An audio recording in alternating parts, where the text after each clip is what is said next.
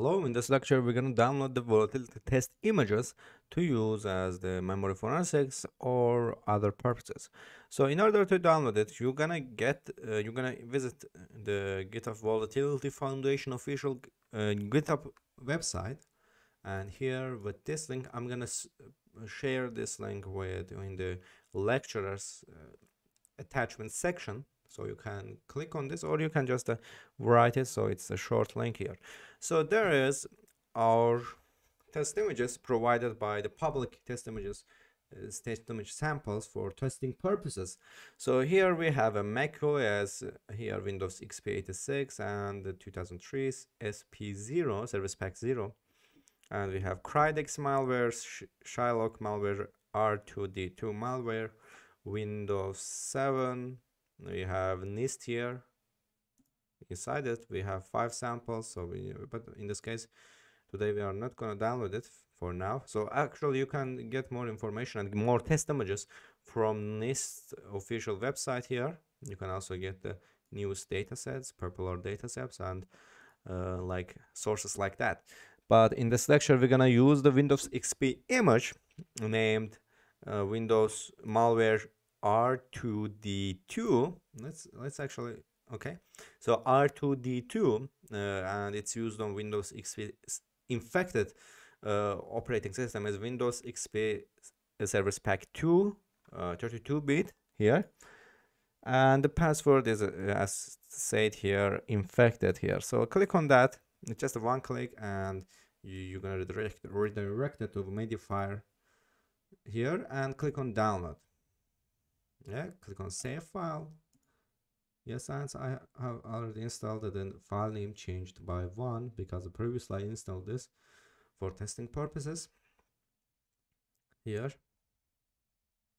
open here, and yeah, let's extract this. As you know, this one has the password, which is infected. This is the password here, and as you can, this is 268.4 megabytes. You can extract this like that to the desktop here, or you can also extract this image by using the terminal Unraring tool here.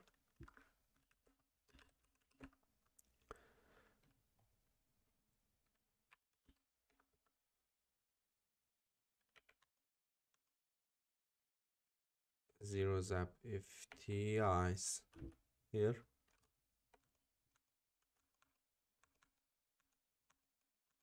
Okay, to move this to home Kali desktop, and yeah, now we're gonna set it to home Kali desktop and ls, and as you can see here, there's a this is our file here that we moved to this directory, and now we're gonna unroll it. So we can see, you can also see list the contents of the zero zap FTs here. Let's actually move this. So okay, yeah, we removed it, and oops, okay. So you can also list the files inside rar packager here with L command, L and zero zap FTs here. Enter, and as you can see, this asks us for password. Here, enter the infected, and yes, you can see that we have one files, size of this file, date of this created, and time. So now we're gonna unroll it here. Let's see what files we have. We have just a folder volatility, which is our volatility framework is installed in it, and we have the rar file, which we're gonna extract files from it. By files I meant the virtual memory file. So let's use the unrar here, unrar e or e here and r here. Now enter the zero zap here and enter the your password, infected. As you can see, it is extracted, and as you can see, the our virtual memory file is here.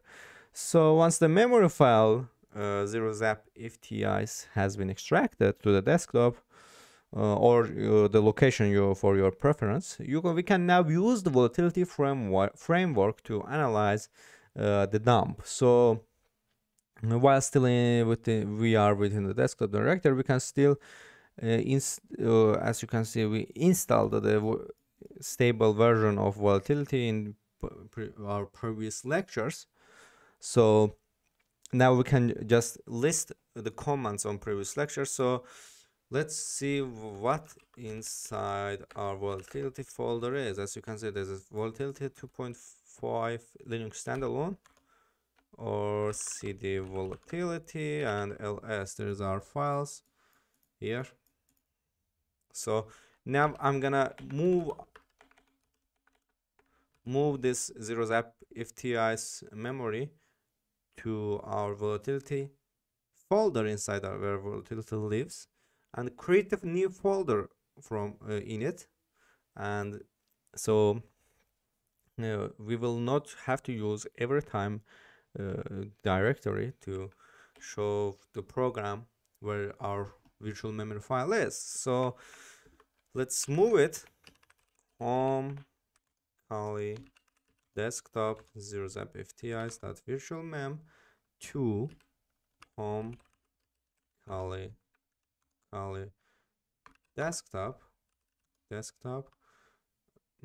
here volatility, and yeah, as you can see here, we moved that 0-zap ft's memory to it. And now let's create a new directory with make dir mkdir here, and let's case auxiliary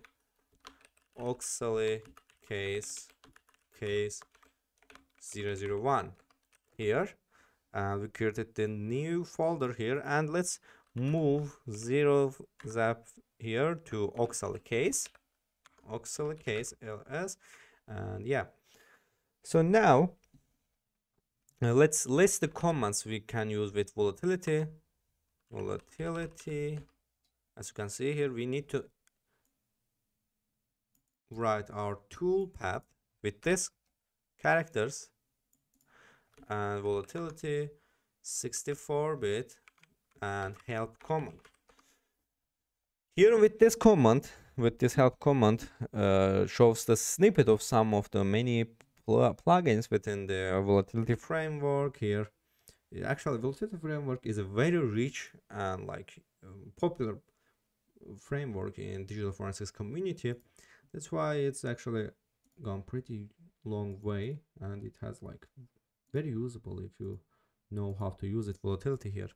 So I'm gonna decrease the font size a little bit so we can see every description of these tools. Here we have also, as you can see here, ShimK, Shellbags, PSS scan, but we can also print the process list as a tree. We're gonna do more examples with this volatility here. Don't worry, we will almost use all of these plugins here. Here we can also import our plugins in volatility here. We can also print a list of loaded DLLs for each process. So this is a pretty good tool for digital forensics examiner. So the list comes in handy when performing analysis, as each plugin comes with its own short description, as you can see here. So now we're gonna use the image info file here. We're gonna identify information for the image. So for the format plugin volatility, we're gonna use the volatility here. Now we're gonna use the F to specify the file name. Actually, in volatility, I want to show you how this is done. So there's an parameters, you can use it. This is the help, this is the debug volatility, this is file name. We can also use with just a short f, here lowercase f, or just a 2 here, 2 minus characters here, and then file name equals, and enter your file name here. You can also specify the profile and other parameters here. So now let's go down, and yeah, let's use our file name in, as you remember, we moved our virtual memory file to this folder, oxal case. Here we've specified the file name, and now we're gonna use the plugin here, image info. So I want to mention that after plugin you can also use the options blah blah blah here. So you can choose also options here, but in this case I'm not going to choose any options because I want to just show the image info of our virtual memory file. Here is determining profile based on KDBG search. Here it's a good practice. As you can see here, we outputted and printed all of the information that containing in our virtual memory file. So it's a good practice to have the volatility help commands open in second terminal for easy access to the commands without having a constantly scroll up and down here. So we need to choose the profile. As you can see here, by the profile I meant the operating system version to work with in volatility. So now we're gonna choose the profile here. As you can see here, this suggested profiles is listed here: Windows XP Service Pack 2 and Windows XP Service Pack 3. And as you can see here, both of them is 86 here architecture, 32, which means 32-bit here. So what is the suggested profile or profile in volatility here? So all operating systems store information in RAM. However, they may be situated in different locations within the memory according to the operating system is used. So in volatility, we must choose a profile that best identifies the type of operating system and service pack that helps volatility in identifying locations that store certificates and useful information. So choosing a profile is relatively simple, as volatility does all the work for us using the image info plugin. So as you can see, we just mentioned the file path and then mentioned the plugin, and it showed us image info here, number of processors, image type, and etc etc. So now we're gonna here we enter the image info file, so we know what we are working on. This is the memory file of Windows XP Service Pack 2. So here we're gonna identify the processes and analysis. So to identify and link the processes, their IDs, time started, and offset location within the memory. Within the memory image, we will be using the 4 plugins to get us started. This is the PS list here, PS list, PS3, PS scan, and PSX view here. In next lectures, actually, I will make 4 separate lectures for these plugins. So this is the main plugins for use here. So in next lecture, you will learn about the PS list in this next lecture here. So I'm waiting you in next lecture.